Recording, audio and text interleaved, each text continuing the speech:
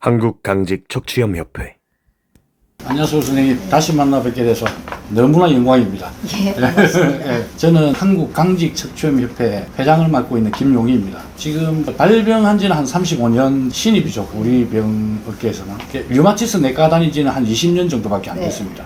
선생님 소개를 좀 간략하게 한번 해주십시오. 예, 안녕하십니까. 저는 서울대학교 병원 류마티스 내과 간호사 윤정림입니다.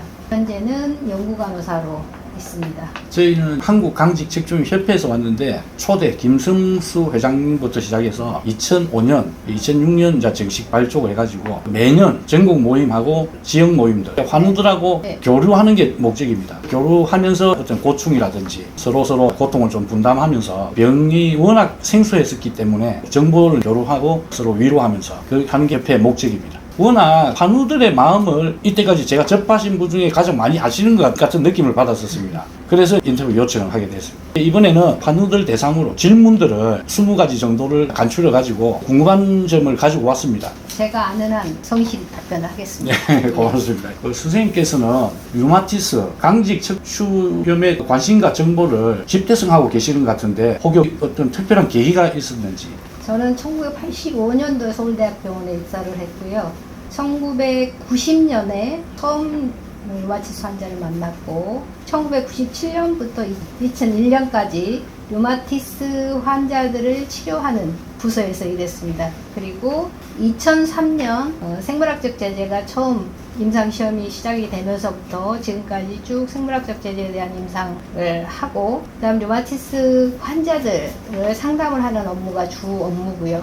그리고 류마티스 환자들이 처음 진단을 받고 상담실에 오면 질환에 대해서 설명을 하고 약물 치료 방법이라든가 뭐 운동이라든가 또 환자분들이 궁금해하는 사항들 상담을 주로 하고 있고요.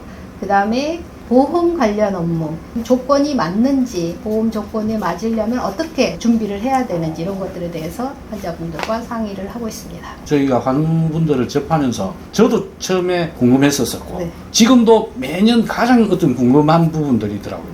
저희 병이 처음에 병명도 좀 생소하고 조금 무섭게 들릴 수도 있거든요. 너무 생소해서 그런지 모르겠는데 그래서 몸에 변형도 많았고 했는데 지금은 조기 치료가 되면서 완전히 생겼습니다. 저처럼 한 35년, 40년 전에 발병했던 분들은 척추가 많이 변형된 상태로 유지가 되고 있는데 지금 요즘 젊은 친구들은 이 병을 뭐 빨리 알면 알수록 호전이 된다 해야 되나? 너무 관리가 잘 된다고 보고 있기 때문에 그럼에도 불구하고 가끔 오시는 분들 중에 젊은 층에서 염증 수치는 정상인데 통증이 안 잡힌다든지 어떤 약이 좀 안 든다는 경우 간혹 있습니다. 최근에 등이 심하게 굽어서 오신 여자 환자분이 있었어요. 그분은 전혀 통증을 몰라서 못 느껴서 남들이 병원에 한번 가보라고 해서 오는 케이스였고요. 그 다음에 여러 가지 다양한 케이스들이 많습니다. 이 정도 오면 나는 통증도 없고 염증 수치도 정상이고 해서 치료가 다 됐다고 생각하고 치료를 중단을 셀프로 중단하거나 그 다음에 약이 아무리 바꿔서 써도 안 듣는 경우도 포기해버리거나 그 다음에 약의 모든 약에 대해서 부작용이 있는 경우 그런 분들은 알게 모르게 진행이 되고요. 제가 환자분들하고 대화할 때 반드시 짚고 넘어가는 거는 강직척추염은 만성 염증성 질환이고 당뇨나 고혈압처럼 관리하는 질환이다. 완치는 아니지만 관리를 적절히 잘하며 병의 증상이 없는 상태에서 일상생활을 충분히 할 수 있고 결혼과 또 자녀를 둘 수도 있다라는 것을 강조를 합니다. 지금 당뇨나 고혈압, 고지혈증, 만성 질환들은 대부분 다 그렇게 관리가 되잖아요. 예. 스스로 겁먹고 포기하지만 않는다면 규칙적으로 병원을 다니시는 게 많은 도움이 될 것 같습니다. 물론 병의 위중도에 따라서 자주 방문을 하거나 아니면 6개월에 한 번, 1년에 한 번 이렇게 오거나 아니면 증상 있을 때 오라는 그런 경우도 있습니다. 방금 그 선생님 그 주신 메시지가 네. 제가 볼 때도 굉장히 좀 긍정적인 어떻게 보면 가장 중요한 메시지일 수도 있다고 생각합니다. 예. 많은 분들이 이 영상을 보려고 6개월 뭐 1년이라도 예. 뭐 3개월이라도 그렇죠. 그렇게 가서 좀 예. 그걸 체크를 해봤었으면 좋겠습니다. 예. 대부분 환자들이 평생 약 먹어야 됩니까? 평생 주사 맞아야 됩니까? 이건 정말 못 고치는 병입니까? 라고 질문을 대부분 많이 하시는데요. 그런 거는 아닙니다. 까다로운 전 환자들의 케이스가 좀 있었나요? 있었다면 어떻게 안내를 하시는지. 그런 경우는 대부분 약물이 잘 안 듣는다고 본인이 판단을 하는 경우가 예, 많습니다. 특히 염증성 등 통증, 염증성 통증은 치료 약물로 잘 들어요. 대부분은 뭐 3개월 내지 6개월 이내에 관해 상태로 도달을 하지만 섬유근육통이라든지 우울증이라든지 피로감이라든지 이런 불편감, 또 다른 퇴행성 변화 아니면 물리적 변화라고 그러면 척추 디스크가 있다든가 척추 분리증이 있다든가 뭐 이런 경우에는 안 듣는 건 당연한 겁니다. 이럴 때 설명을 듣고 의사든 교육간호사든 설명을 듣고 본인에 대한 질환을 이해를 한다면 그 다음부터는 조금 더 의료진과의 그 신뢰성이 회복이 되고 적극적으로 치료를 하고 통증 조절을 적절히 할 수 있을 겁니다. 그래서 저희가 통증만 가지고 오시는 분들은 필요에 따라서 통증의학과로 의뢰를 드리기도 합니다. 강직 척추염은 예전에는 희귀 난치성 질환으로 분류가 됐는데 지금은 그 희귀는 빠지고 난치성 질환으로 되어 있습니다. 근데 많은 분들이 좀 염려하시는 게 유전자. 네. 혹시 이게 유전이 되는지. 네, 강직 척추염 환자들의 항원 B27이라는 유전자가 있고요. 기존의 그 확률을 보면 한 25%, 그것도 이제 양부모가 다 HLA-B27이 양성인 경우에 환자의 가족, 친척 뭐 이런 분들에서 이제 발현이 되는 경우가 있는데 그런 경우도 무조건 유전자 검사를 할 필요는 없습니다. 증상이 있었을 때 예. 검사를 해야 되고요. 증상이 있는데 괜찮겠지 하고 넘어가면 안 됩니다. 특히 청소년 후기라든가 군에 들어갔던 자제분이 있다면 검사를 받으셔야 되고 본인 주치하고 상의를 해야 됩니다. 그런 케이스 중에 저희가 처음에 심포니 임상시험을 했던 젊은 환자분이 결혼을 했고 지금 50대 중반인데 20대 아들을 데리고 왔어요. 물론 그 전에 상담을 했죠. 아들이 이런 증상 때문에 힘들다. 그런 경우에 검사를 하고 소염 진통제 먹으면서 한 2, 3개월 내에 진통이 가라앉았고 일상생활이 충분해져서 필요할 때만 드십시오. 아플 때만 드십시오라고 소염 진통제를 그렇게 처방을 했고요. 그리고 그분은 현역으로 군에 입대해서 지금 거의 제대를 앞두고 있는 그런 케이스고요. 그 밖에도 부모는 심하게 장애를 알아가지고 그러니까 2000년 이전에 발병하신 부모는 장애를 알아서 장애 진단도 받고 공무원 연금이라든가 건강보험이라든가 그런 연금 혜택도 장애 진단으로 혜택도 받고 있고요. 근데 그 자식들은 부모가 먼저 이 병에 대해서 잘 알기 때문에 빨리 캐치를 해서 이제 장애가 되지 않고 조기에 치료를 적절하게 하는 경우가 많습니다. 그래서 제가 늘 강조하지만 환자분들은 반드시 자기 병에 대해서 치료하는 방법이라든가 관리라든가 복약에 대한 거를 충분히 알고 있어야 됩니다. 그래야만 만에 하나라도 자식이 병을 앓을 때 장애라는 그 딱지가 붙지 않고 초기 치료 잘하면 충분히 약물 복용 없이 운동만으로도 조절 가능하신 분들이 많습니다. 많은 환자들보다는 극소수의 환자들이 중증으로 가고 잘 안 낫고 그렇습니다. 저도 선생님 말씀을 100% 공감하고 있습니다. 저도 뭐 환자이기 때문에 혹시나 A가 3명인데 유진이 될까. 그래서 협회 일도 하고 전국 모임이나 지역 모임 오신 친구들한테도 참여를 좀 하자. 왜냐하면 계속 이 병에 대해서 관심을 가지지 않으면 나중에 정말 네가 아플 때 그때는 힘들어질 수도 있다. 제가 20년을 넘게 강직 척추염 환자들을 보고 있기 때문에 이제 60대, 50대 말 60대가 넘어갔어요. 80까지도 됐고 암이라든가 기타 다른 질환들을 많이 앓고 계세요. 그래서 건강검진 같은 걸 통해서 미리 조절을 했으면 좋겠습니다. 여성 환우분께서 자주 저도 많이 들었고 이번에 또 질문을 해주신 부분인데 가임기에 처해 있는 젊은 여성 환우들의 최대 고민은 아무래도 임신과 출산인데 여성 환우들에게 이런 말은 꼭 해주고 싶다, 해줘야 한다 뭐 이런 이야기가 있는지.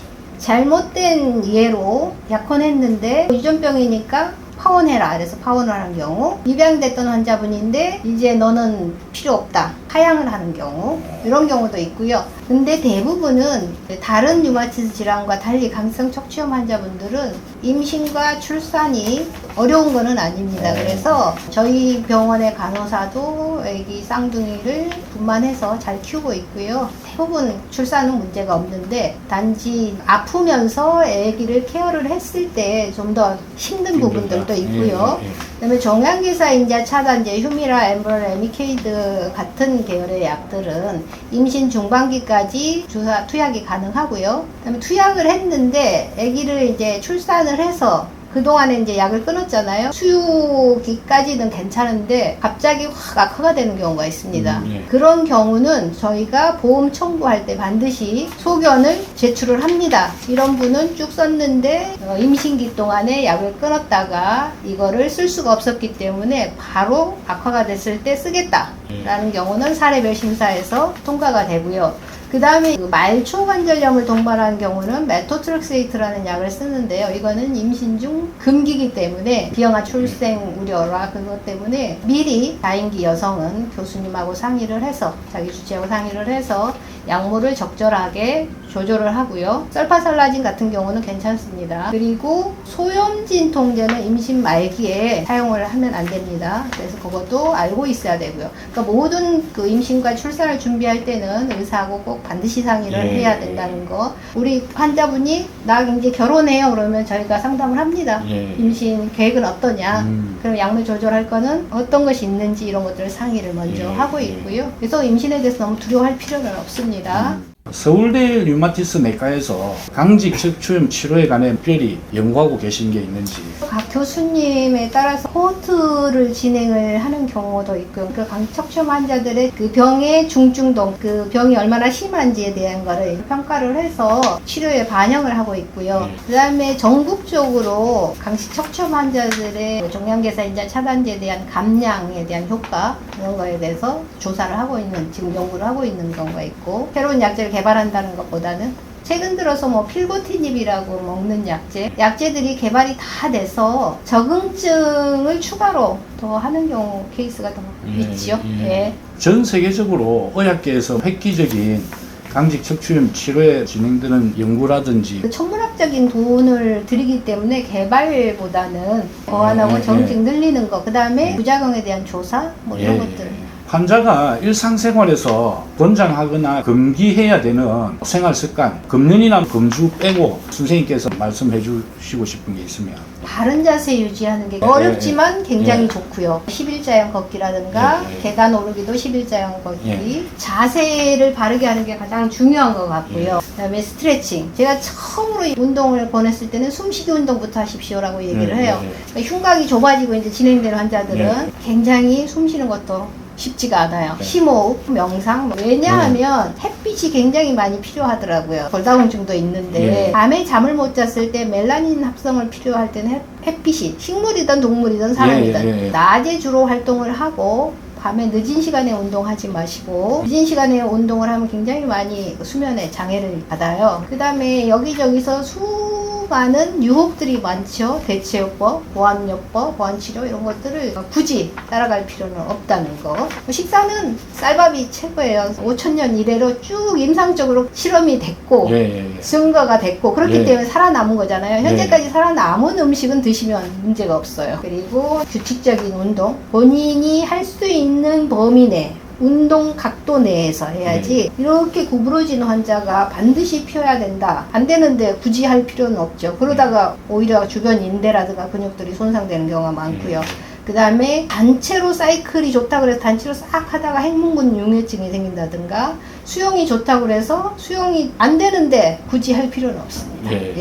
우리나라 강직 척추염 환자의 증가 추세인데 성별, 연령대별, 뭐 지역별 강직 척추염 증가 추세는 이제 여러 가지 환경 유해 요소들도 많이 있고요. 여러 가지 나쁜 호르몬들, 대규모 코로나 같은 그 감염병 저런 것들이 영향을 많이 미쳐서 증가가 되는 경우도 있지만 그 다음에 진단을 잘해서 그 다음에 매스컴을 통해서 홍보가 잘 돼서 빨리 병원에 찾아오는 케이스도 많고요. 근데 최근 들어서 마음 아픈 거는 우리가 교과서를 보면 40대 이후엔 진행이 거의 안 될 것이다 라고 하는데 잘 먹고 잘 살기 때문에 면역이 상당히 높아요. 워낙 자가면역 질환 환자들은 면역이 낮은 게 아니고 면역이 높거든요. 높고 건강해져서 계속해서 진행이 되는 경우가 많습니다. 척추 말고 기타 다른 말초관절이 아프다든가 포도막염이라든가 전선관절염이라든가 장염이라든가 이런 것들을 먼저 앓고 다시 찾아오는 경우도 많고요. 그 밖에 타과에서 의뢰되는 경우가 많습니다. 그리고 코로나 이후에 노년층에서 발병하는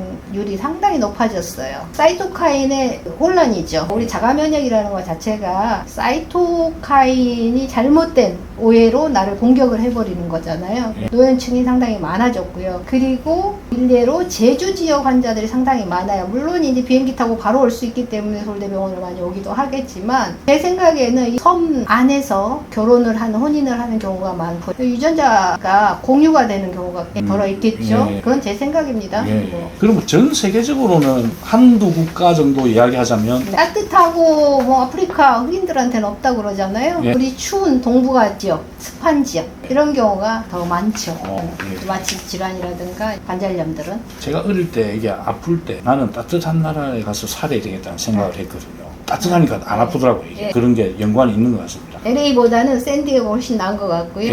영국 같은 경우는 좀 많이 습하니까 좀 그렇죠. 여로변 좀 많습니까? 그리고 뭐 우울증 뭐 이런 병들도 있을 수 있고요. 실크로드병이라 그래서 그런 유전자를 가지고 실크로드를 따라서 쭉 나타나는 경우도 있고요. 강척 환우들은 뭐 제일 기본이 스트레칭을 자주 해줘야 한다고 들었습니다. 그래야 몸이 굳지 않고. 그런데 뭐 교통사고 같은 거나 만약에 어떤 사고로 인해서 몸을 움직이지 못하는 상황이 있지 않습니까? 그때 사후에 굳지 않게 어떤 조치를 해야 되는지. 척추라는 게 아무리 뒤죽박죽 돼 있어도 그 상황에서 적응이 돼요. 그리고 만약에 고정된 상황에서 정말로 목에서부터 발까지 많이 골절이 심했다. 꼼짝없이 있어야 된다. 그러면 물리치료를 받게 되겠죠. 운동치료를 받을 거고. 그럴 때 좀 배워주시면 좋고요. 운동에는 등장성 운동과 등척성 운동이 있는데요. 등척성 운동이라는 거는 근육 길이는 변화되지 않고요. 구부렸다 폈다가 아니고 그대로 있는 상태에서 발목을 앞으로 꺾어서 근육에 힘을 주면 이게 이제 대퇴사두근 강화 운동이거든요. 물론 이두박근도 마찬가지로 이렇게 하시면 되죠.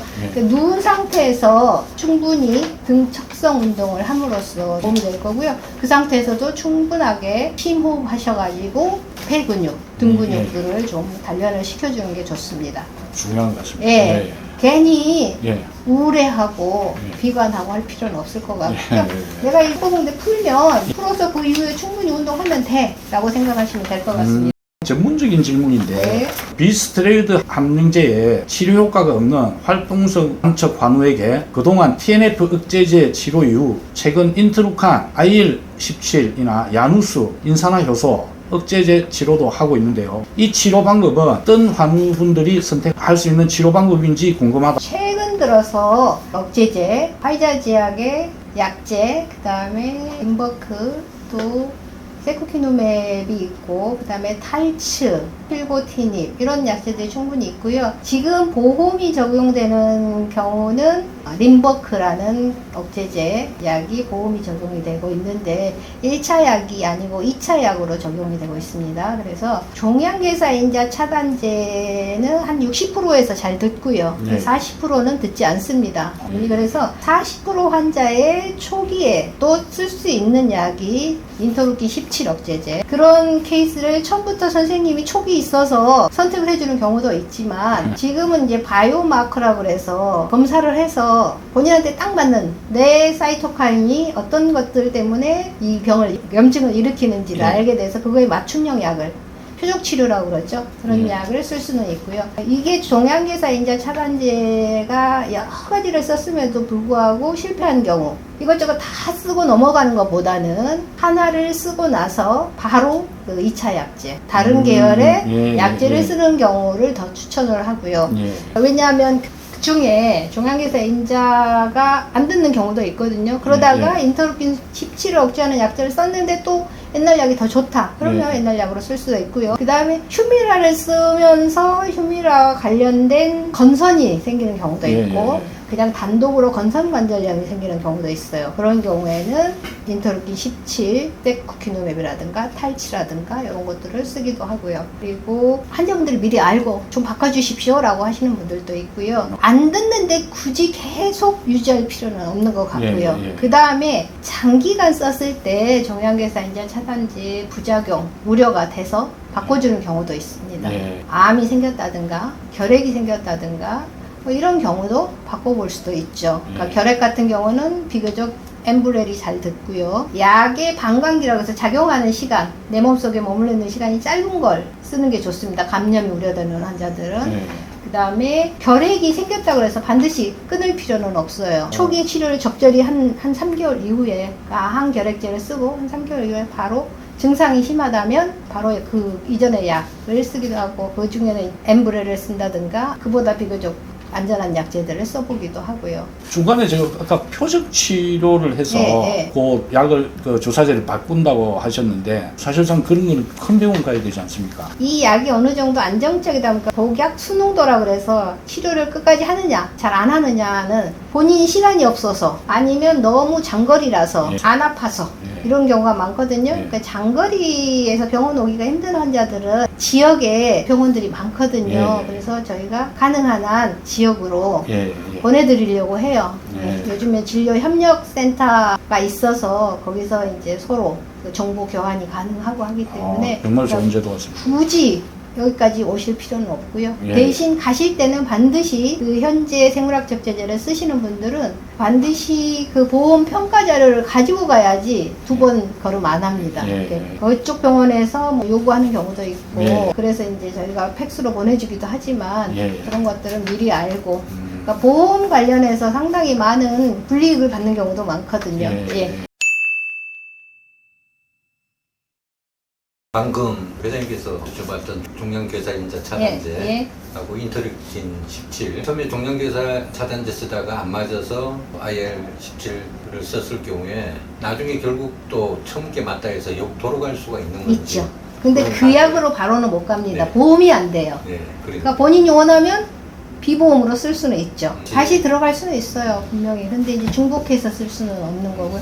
근데 아주 드물게 이 사람은 종양계사인자 차단제도 듣고 IL-17 억제제가 듣는 경우가 있어요. 보통 이제 류마티스 관절염 환자들은 뭐 휴미라도 쓰고 그 다음에 엠브렐도 쓰고 그런 것보다는 휴미라 쓰고 그 사이에 아바타셉트를 쓰고 그런 식으로 하는 경우도 있어요. 아주 드물게. 근데 한 가지는 비보험으로 써야죠. 그러니까 메인은 매주 맞아야 된다 그러면 메인을 3주 그 사이에 하나는 비보험 쓰는 약제를 쓰는데 왜냐하면 사람마다 염증을 유발하는 물질 그걸 사이토카인이라고 그러는데요. 그 물질들이 다양하게 나오기 때문에 하나를 눌러놓으면 종양계사인자 차단제를 눌러놓으면 엉뚱하게 인터루킨이 치고 올라와요. 그래서 규칙적인 간격으로 투약을 하라는 거예요. 그러니까 투약 간격을 일주일에 한 번을 2주에 한 번, 3주에 한 번, 4주에 한 번 하더라도 규칙적으로 맞으면 이게 내 몸에서 적응이 돼요. 근데 갑자기 뚝 끊어버렸다가 3개월 뒤에 맞았다가 그러면은 이 약제에 대해서 잘 안 듣는 경우의 수만 늘어나게 되는 거죠. TNF 주사제, 종양계사인자 억제제 치료받는 환우분 중 2주 기간을 이미 부작용 우려로 3, 4주 늘렸다가 진료 시 의사 선생님께 상담드렸더니 4주 이상 간격으로 맞으면 효과가 없다고 최소 3주 간격 이내는 맞아야 된다고 하는데 이런 분들도 계시는지와 올바른 주사제 치료 방법에 대해 해주실 조언이 계신가요? 보니까 제가 2주를 보니까 휴미라 같은데 간격이 2주인데 3, 4주로 이제 늘려도 임의로 최대 4개월에 한 번 맞는 환자도 있습니다. 주치의가 그냥 그렇게 해도 됩니다라고 해서 맞는 경우도 있어요. 한 4개월까지 갔는데 괜찮아요. 근데 아파요. 그럼 다시 맞는 경우가 있고요. 그래서 저희가 항상 집에 한두 개는 가지고 계십시오. 투약 간격을 일정하게 3주 간격으로 늘렸는데 갑자기 아프면 쓸 수 있는 약이 필요합니다. 항상 비축을 해 놓으시라고 얘기를 하고요. 그리고 임의로 그냥 중단을 한 경우 아니면 저희 같은 경우는 뭐 2년 이상 쭉 썼고 중단을 해볼 수도 있어요. 중단을 했는데 젊은 분들은 빠르게 재발이 돼요. 특히 이제 엠브렐은 그 약의 유지 기간이 짧기 때문에 빨리 재발이 되고요. 휴미라는 적어도 7개월 이후에 재발이 됩니다. 그래서 재발이 됐을 거를 중단했을 때 재발이 됐을 거를 감안해서 소염 진통제를 3개월 이상 연속으로 써야만 보험이 다시 되거든요. 네. 그래서 재투여에 대한 보험 요건들이 있어요. 무조건 나는 그냥 이제 주사 그만 맞으니까 병원 안 가도 돼 그러지 마시고요. 항상 재발될 수 있는 거를 염두에 두고 병원을 다니시는 게 좋습니다. 그래서 한 1년 동안 주사를 안 맞는데 갑자기 너무 아파요. 옛날에 주사 맞기 전에는 그래도 아파도 견뎠어요. 근데 주사를 맞으면 너무 좋잖아요. 그러다가 갑자기 아프면 못 견뎌요. 그런 경우는 이제 비보험으로 쓰는 경우도 있고, 최대한 투약 중단 후 3개월이 지나면 재투여가 가능하고요. 보험으로 그대로 연장 투여가 되는 거죠. 보험 적용되고. 근데 그 기간이 넘어갔어요. 그러면 소염 진통제를 쓰면서 다시 보험 조건을 만들어야 됩니다. 그러니까 그런 것들은 좀 상담을 받고 감안을 해야 됩니다. 환우분들 중에 요즘도 대체의학, 민간요법 등으로 치료받다가 몸이 더 안 좋아져서 오시는 분들도 간혹 계시는지와 양방치료 후 호전되어 계속 치료받고 있는 사례가 있는지요? 염증은 조절이 되나 통증이나 불편감을 조절이 안 되는 경우가 많아요. 그런 경우에는 환자분들이 뭐 다른 치료 방법이 있을까라고 해서 한의원 가는 경우도 많고요. 처음부터 정형외과라든가 한의원이라든가 이런 데서 대체 치료를 많이 하는 경우가 많은데, 이제 악화되면 어떤 방법이 없죠. 그러면 이제 양방 치료를 선택을 하고, 요즘에 종양계사인자 차단제, 생물학적 제제가 나오면서 굉장히 획기적으로 그 병을 조절하는 데 도움이 되기 때문에 양방치료로 쭉 다니시는 분들도 있지만, 불편감, 피로감, 우울감, 그 다음에 불면증, 다른 성인병 이런 것들을 조절을 할 수 있게끔 의사하고 잘 상의를 하는 게 좋겠습니다. 저도 발병이 좀 오래됐고, 네. 저 워낙에 네. 그 당시에 정보가 없다 보니까 너무 고생을 많이 했습니다. 피부도 지금은 좀 괜찮은데 말도 안 되는 약을 해가지고 네. 얼굴이 막 붉어진다든지 뭐 통증 때문에 그걸 했는데 통증은 전혀 호전은 안 네. 되고 해서 저는 이 부분은 진짜 확고하게 말씀드릴 수가 네. 있습니다. 요즘 치료 방법이 너무 좋기 때문에 절대 다른 데 가지 마시고 류마티즘외과로 가셔야 됩니다. 네, 믿고 가십시오. 네, 그 부분 제가 좋습니다. 책임지겠습니다. 네, 좋습니다. 예, 예. 10여 년 전에 저희 협회 오프라인 모임에서 20대 초반 환우가 약을 줄여서 먹는다고 해서 왜 그러냐 물었더니 엄마가 약 많이 먹으면 몸에 안 좋다고 해서 그런다고 한 일이 있었는데, 그래서 제가 엄마 말 잘 듣는 건 잘한 건데 다음 진료 시 의사쌤한테 엄마가 그러니 약 줄여달라고 이야기해보라고 한 적이 있었네요. 꼭 요즘 이런 젊은 환우들이 있을까요? 엄마가 약 줄이라고 하는 경우보다는 저희가 진료를 환자분을 쓰면서 소염 진통제를 쓸 때 반드시 길게 쓰지는 않습니다. 특히 어느 정도 기간 증상이 호전이 되면 이제 본인이 조절하십시오라고 많이 해요. 네, 그리고 네. 소염 진통제를 이 병원 가서 받아서 먹고 저 병원 가서 받아서 먹고 그러다 보면 중복이 돼요. 네. 그런 경우 신장이 망가지는 경우가 있고요. 그 다음에 신장병이 있으면서 소염 진통제를 처방해버리는 경우가 있어요. 그런 경우는 안 되고요. 옛날에는 썰린닭이라고 해서 신장병이 있어도 처방 가능한 소염 진통제 있었는데 지금은 없어요. 그런 경우도 알아야 되고요. 환자분이 나는 신장 수치가 높다더라. 그러면 소염 진통제 먹으면 안 된다더라 라는 걸 알아야 되고요.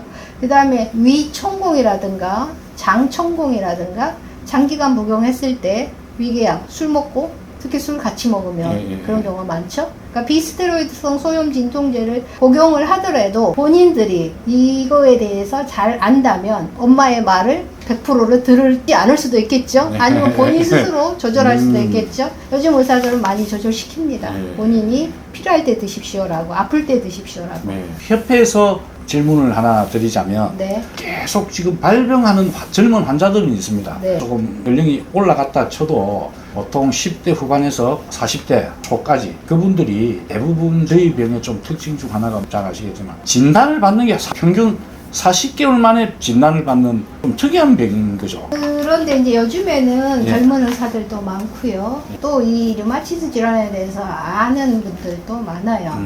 그래서 다행이다. 자기 환자를 계속 데리고 있지는 않습니다. 많이 의뢰를 하는 경우가 많고요. 또 본인들도 이런저런 매스컴을 통해서 아니면 가족, 주변 가족, 친지들을 통해서 빨리 캐치를 예, 하게 예, 되고요. 조금이라도 이상이 있으면 보험 혜택이 너무 좋아가지고 예. 너무 병원을 많이 가는 분들도 있겠지만 좀 예. 이상이 있으면 예, 예, 병원을 가시고 예. 본인이 의사하고 두려워하지 말고 병원 저한테 오면은 여기저기 되게 많이 아파요 그러면서 의사 앞에서는 괜찮습니다 잘 지냅니다 라고 얘기하는 경우가 많거든요. 예. 그래서 그렇지 말고 본인에 대한 상태는 치료 시간이 조금 길어지면 어때요? 그대로 얘기를 하고 조절을 하시는 게 좋을 것 같습니다. 미국이나 영국이나 이런 데를 보면은 한우 단체들이 많고요. 학회에도 참석을 많이 하고요. 예. 파운데이션이라 그래가지고 이런 기초 단체들이 많이 있는 것 같아요. 예. 그래서 사회사업가라든가 그러니까 다학대적으로 좀 두려워하지 마시고 접근을 해서 예. 치료를 꾸준하게 받는 게 중요할 것 같습니다. 예. 네, 협회에서도 지금도 일을 많이 하시는데요.